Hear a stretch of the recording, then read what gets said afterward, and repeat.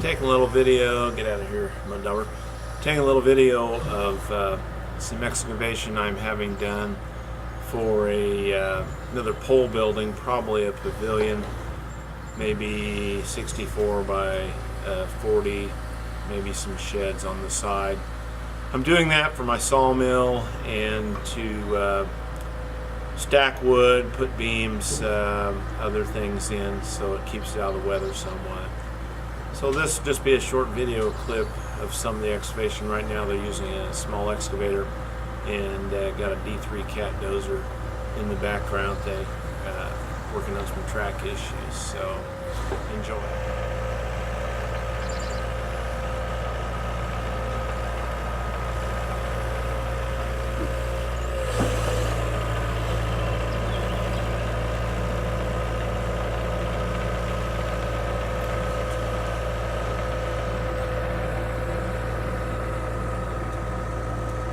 This was a fence row and kind of a corral for cattle, but I don't have cows anymore.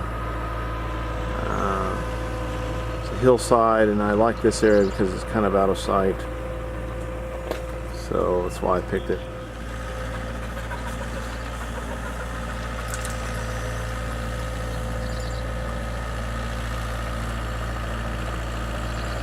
Since they're working on the tracks on the dozer, using the excavator to push some of the dirt to flatten this out. They're going to take dirt from the hillside up there to get it flat, and I'm going to try to get it roughly the same level as the other building. I'm going to build some drainage swells around also.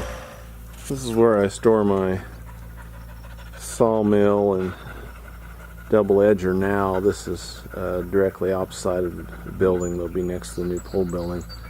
This is a great place to store, but it is not tall enough that I can actually saw in here, so that's why I got to go with something taller. Another building lower down on the hillside I also use for storage trailers, an old John Deere tractor. On the back side is a bunch of wood beams for log cabin, as well as some barn beams, and on the front is a little shed I built where there used to be a milk house. That's all poplar siding that I cut on the sawmill. And there's the trusty old 1966 Dodge 300 with a dump bed and flatbed, and that thing is so handy when I'm sawing. Moving some dirt now.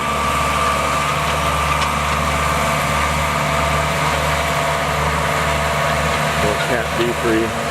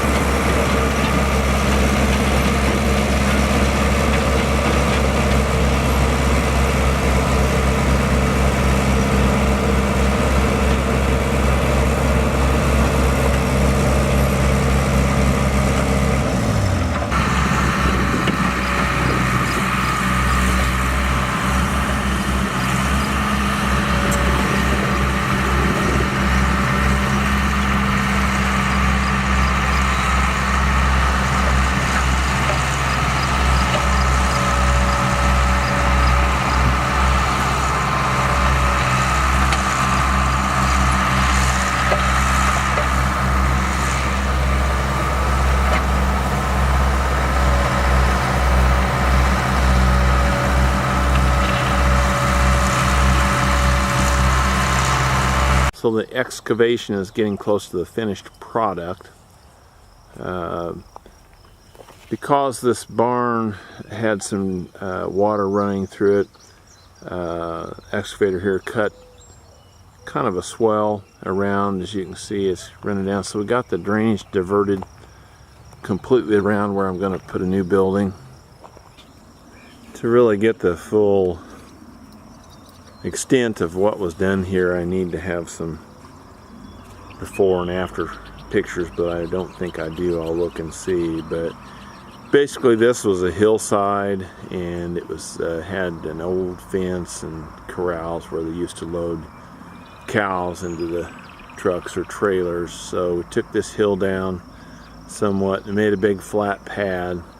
I'm going to put a pole building out there, probably roughly 64 by 40, and this will be where I house my sawmill and probably stick up some wood for drying until I take it to the kiln. But he's put a lot of work into this. Another day it'll be done, and it just, compared to what it looks like, it just looks great. Can't wait to get a building. This just gives you an idea how much dirt was moved to make this a flat area. There's probably 10, 12 feet elevation here compared to what it was if you look down. That's just some of the stuff he pushed out. But if you look down over the hill there, that's where it was going.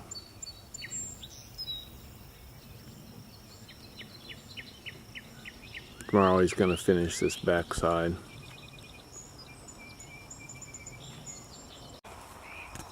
So one of the reasons I'm building this building is to put some of my stickered wood to dry before I take it to the kiln. There's the heart pine I cut up. That's 3 beams worth. That's some red and white oak over there. And those beams in the background, you see those or not. Those are big floor joists that came out of a 1800s big brick building. They're poplar and they're very old and thick, and I think very beautiful. I'm hoping to use those for a log cabin that I'm going to build for some of the floor joists. Speaking of log cabin, I've got 2 hay wagons here that have all the long beams from an 18 by 18 late 1800s log cabin that came out of Kentucky, south of Louisville area.